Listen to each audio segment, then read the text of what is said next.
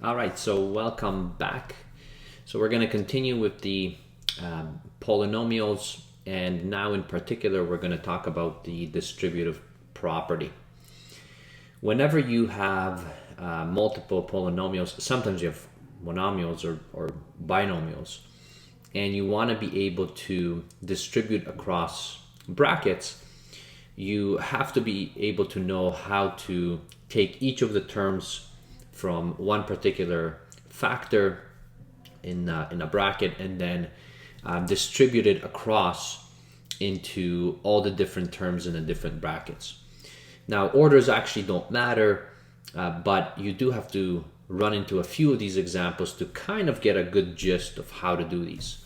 So on the screen, what you see is a relatively complicated example and something that we're going to come back to at the end. But the goal is to be able to do and take this example and actually use the distributive property, and then later on to be able to simplify the whole expression that we have given. All right, so let's start off with some easier examples to try to see how this distributive property works. So I've set up quite a few examples along, and we're going to take them one by one, kind of from the easier ones, and then progressively they're going to get harder, and hopefully you're going to get a good idea on how to use this distribution. Okay, so taking something and then distributing it across the brackets. So if we take the first example, which is right here, okay, so let me take this, okay, and I actually will do this one on the side because it's not a very big one. Now, for distribution, and if you have run into, for example, working with order of operations or brackets, bedmass, sometimes people know them as that, then you know that you would have to simplify as much as you possibly can within the brackets. But when you have these polynomials that you have, or various terms with numerous unknowns, in this case x and y, you can't really simplify this any further inside this bracket because x and y are not like terms, so you can't just collect them. And then you're kind of stuck. What do you do next? Well, sometimes we still want to be able to get rid of our brackets. And when we're getting rid of these brackets, so these ones right here, then we have to distribute into the brackets. And in this case, what we're going to be distributing is this particular 4. So if we take this 4 and we distribute it across, so this is what distribution means. It is distributing across every single term that you have, and in this case we have 2 terms, 1, 2. So remember, terms are separated by additions and subtractions. And now all you're doing is you're just multiplying, because in front of this bracket there is a hidden multiplication, which we don't typically write. So you're going to have 4 times x, which is going to be just 4x. So you've distributed across that first term, and then 4 multiplied by this negative y is going to be just negative 4y. And now you have gotten rid of the brackets, and you've simplified this as far as you possibly can. If we knew what x and y were, then of course we could have just simply calculated what this expression was. But at this point, there are no more like terms, so we are finished. That's what the distribution actually means. So we want to be able to distribute across. So that's our first, kind of one of the easier examples that we have. Let's take our second example and see how this kind of progressively gets a little bit tougher to do. So if I take my second example right here, again, I'm going to still work right there. I should have enough. Now, again, you do want to take a peek inside of the brackets and see if you can simplify anything. In this case, we cannot. And now our actual term that we have, so this one right there, it's 2x. It's not just a number like we had 4, but we actually have a term with an unknown x. The distribution that we will use is going to be exactly the same. We're going to be distributing, and again, you distribute across every single term. Oftentimes students will distribute across the first term, this one right here, but then they'll forget about any other terms that we have.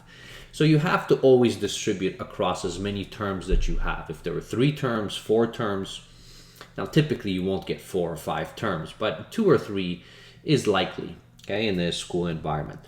So now, if we distribute this across, so we have 2x multiplied by x, well, our 2 doesn't change, okay, because there is a number 1 right in front, so 2 times 1 is 2, and x times x is going to be x squared.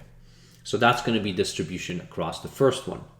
Then the next one is we're going to have 2x distributed across that negative y, so that's going to be 2, okay, so again there's a 1 in front, xy. And that is it. Again, we cannot collect like terms, there is nothing in common here, so we are done. But we did distribute across the brackets. All right, so that would be our second example. So we're finished these particular 2 examples. So let's take a look. I'm gonna delete this thing. Okay, and now let's take a peek at this one. So what happens, so I'm kind of progressively making them a little bit tougher, but still, okay, you have a monomial, which is basically 1 term in front here. So this is 1 term, and it is being multiplied. So here again, so there's a multiplication, and you have these brackets. All right, so you have those brackets. So now we want to be able to distribute across, because we cannot simplify anything within the brackets. And now what we do is we multiply, so -3 times the 2 is going to be -6, and then y times x is going to be yx, or okay, sometimes we put them in alphabetical order, so it's going to be xy. So the y and the x, okay, combine as they multiply together. Now the second term as we distribute across, so we have -3 times 4, so that's going to be -12. And then y times z, or z, is going to be yc. And that's it. That's all, and as far as we can possibly take these. Again, these are not like terms. They have different variables in them, and we cannot simplify this any further. So that is example number 3. So now let's take a look, because sometimes what happens, I wanted to give you a kind of variety, and what happens at times is when you are working with these, don't always think that when you're setting up these distributions that you're going to have just nicely always your term, which we had all along. Okay, and we were, notice in all of these different cases, okay, so we had it in front, okay, when it was just a monomial, and then multiplying by a polynomial, okay, into the brackets. Now you can switch that order. So you can have your monomial right here, and you can do your distribution across. So in this case, I can distribute, okay, this just as easily, and I'm going to distribute across the brackets into each term. This is exactly the same thing as if we would write it in this way, because we have multiplication. So this is what it is. Now it was written in reverse, or at least it seems that way, but we certainly can do the distribution in this case. So if we do that, we're going to get 6xy minus 14y as we distribute across both of those terms. Okay, so that would be this particular example. So that is now done. Hopefully that makes sense to you. Okay, so if we continue on, so notice I do have quite a few. You can, of course, forward to whichever one you want to know how to do. Okay, so this is the next one that I'll have. Okay, and now what I'm going to do is I'm going to just delete this, okay, and paste the new one. So in this case, what I have now is I purposely have placed 3 terms inside of my brackets. Okay, so as I said, you can have 3 terms, 2 terms, and I put one term in again, so there's a multiplication right here. That's what these brackets actually mean. And now we can distribute across. So let me do that. So we can distribute, and now you're going to distribute across every single term. That's the distributive property. So we have negative 3x squared. So that's that multiplication. Then we have negative 3xy. That is the second multiplication. And then finally the negative and negative becomes positive, and we have 3xz. Again, the order doesn't necessarily matter of the variables, but we typically put them in alphabetical order. So that would be the distribution property for this example. So we have now finished these particular examples. And all of these just were distributing one item. And now, if you notice for the next set of examples, so notice I switch the color here. For these ones, okay, so what I'm going to do is I'm going to bring them down. Okay, so that's going to be my next one. Make it a little bit bigger. And so I will update this. Now, notice that in this case, what we have, so we have our brackets, so right here, and brackets right here. Inside of those brackets, we can't simplify anything. 2 minus x is just 2 minus x, and then x squared minus y will stay the same. So now if we have to distribute across, you might think, well, how do I do that? So what I like to do is, in these cases, when I do have multiple, so notice in this case, what I have 2 terms. So what I like to do is I will take the first term, so the 2 right here, and then I will distribute that 2 across both of these. And I will do that for every single term. So that's now the distributive property, because we now have a binomial in this case. So binomial because we have 2 terms inside here.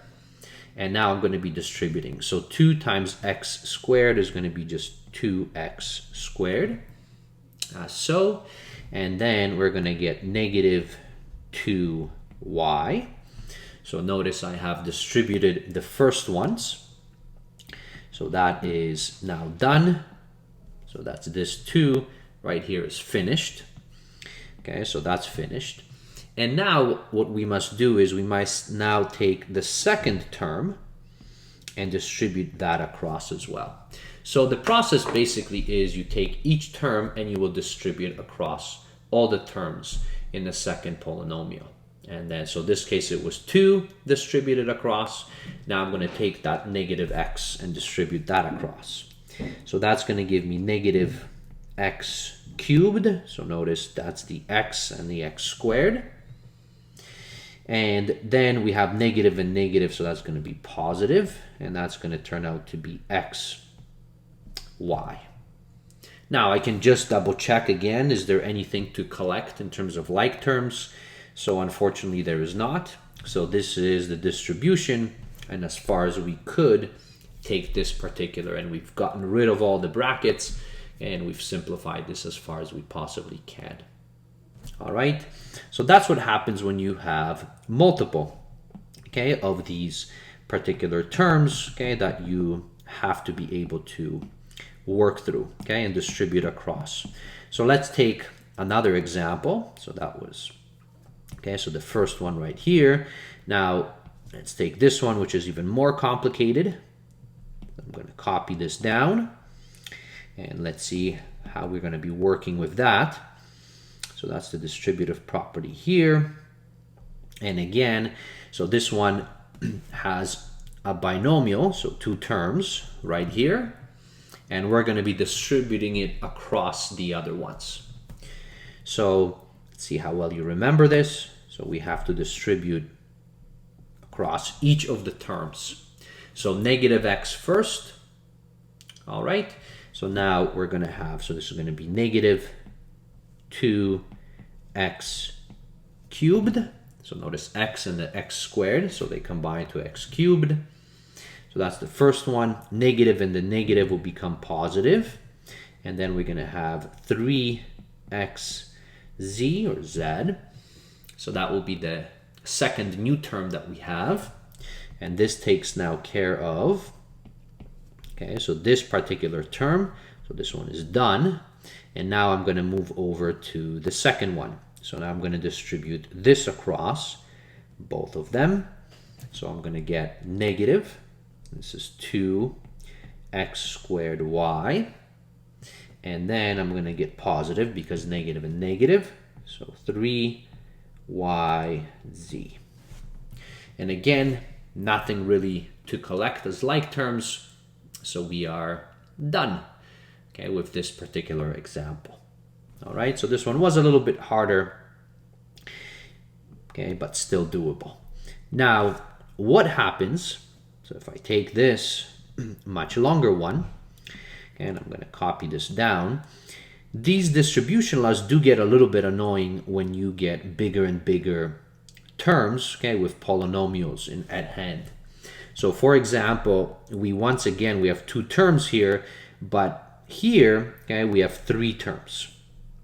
And now, okay, remember what I said, that it's always good to take a look inside of the brackets and see if you can collect any like terms or make anything a little bit simpler. Now, in this particular binomial, because there's two of the terms there, I can't really do anything. But notice that I have this right here, 3x plus 2x. So for anybody who was just falling in this path of distribution, they would have just distributed across. And maybe they wouldn't have caught this, but 3x plus 2x is actually 5x. That's just collecting like terms. And that makes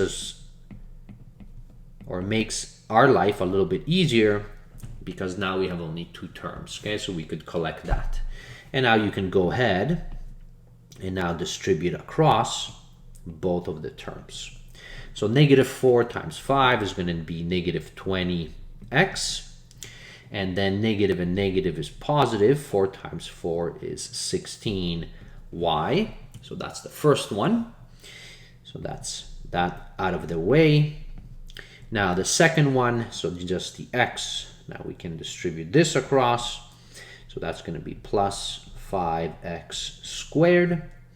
And then minus 4xy. Again, you can just double check if there's anything to collect. Okay, so in this case, there really isn't. You can rearrange the terms if you like the 5x squared to be in front, because it's of second order. You can certainly do that, but I will just leave it at hand for now. All right. So again, so don't forget that if you are working, sometimes it's worthy to take a look and see if you can simplify anything if possible. All right, so that's that example. And now that leaves us kind of the final two examples in here before we go back and solve that very long one at the start. All right, so let me make this a little bit bigger for us. I'm going to put it up. Okay. Now, is this any different?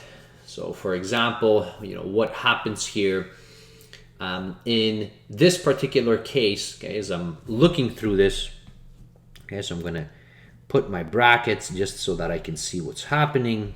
So right here, I do have, okay, so notice I'm kind of separated myself, okay, within here, and there's multiple distributions that I can do. So the first thing that I will notice is if I didn't have this right here, okay, so if I didn't have that, I would just have negative 2x and then multiplied by the bracket of 3x minus y.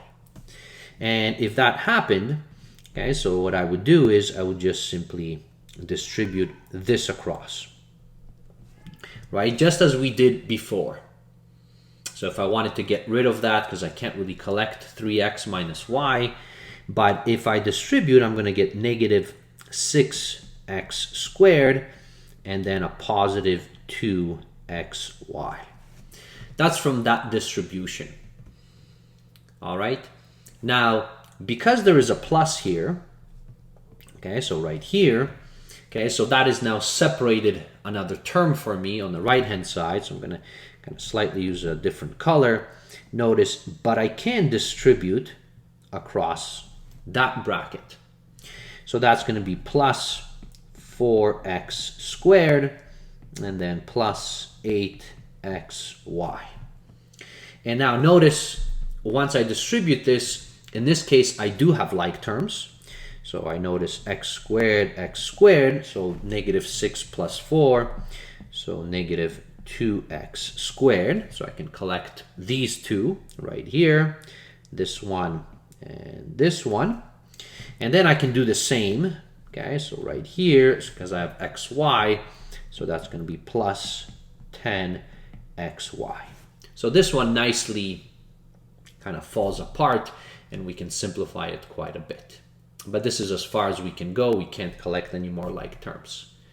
All right, so this distribution was across two different terms that we had.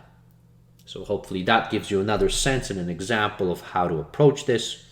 So now let's take a look at this final one, which is going to, okay, so I'm going to copy this down, and I just want to show you, okay, so that this one is also doable, although it seems a little bit more complicated. So let me group the brackets first. So I have a bracket, so notice the square bracket right here. So I have this. So I have all of this junk inside of this bracket, and I'm going to dive inside that bracket before I start distributing that 7z across. And what I notice, all right, so right here is I do have a bracket here. And I have this 3. So because of the order of operations and because I would like to simplify my life a little bit, so instead of just going with the 7z and right away trying to distribute across, I'm going to actually get rid of those brackets right here. So this 2, I want to get rid of these. How do I do that? Well, I actually do it by distributing this across. So if I distribute this through, then what I'm going to get is 3x minus 3y. And of course, I have this right here. So I'm going to just do that. Now, this 7z still stays there. And now what I can do is, okay, so can I collect? I actually can. So I can collect these. So that's going to be, so negative x plus 3x is going to be 2x. So minus 3y. So that is now that. So that has fallen apart. And now what I can do is I can distribute the 7z inside, okay, to fulfill the whole distribution and get rid of all the brackets. So if I do that, I'll get 14xz minus 21yz. Again, I kept them in alphabetical order. And that would complete this particular example. So again, if you do have multiple brackets, jump inside the bracket and try to, if possible, use the distributive property or simplify as much as you can before you start jumping in, okay, inside. So just be careful with that. And that brings us to the last example, which we actually started, and that's going to go hand in hand. So let's see, okay, actually we can go ahead and try to see if we can solve this example from here based on what we just did. So this one is definitely harder than all of the other ones. So I have numerous brackets everywhere. I'm going to color the ones inside that square bracket like this. So what can I do?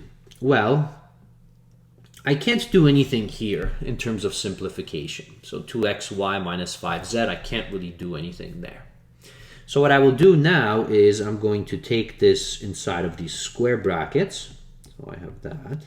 I'm going to rewrite it, okay, just so that you can see it. And I'm going to just work with that and try to simplify it as much as I can. All right. So in order to do that, I will distribute the negative 3. So this is going to be 4x minus 12y, okay, and then negative, negative, so that's going to be that. Now, this doesn't help me as much because I can't still collect any like terms here. But what it does do, okay, so because now what I have, I'm going to bring this down a touch. So what I have is I have no more, okay, of these brackets within.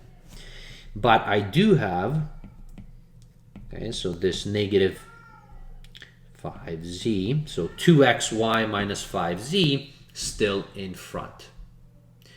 And now I have to use the distributive law for each term. So I'm going to go 1, 2, and 3.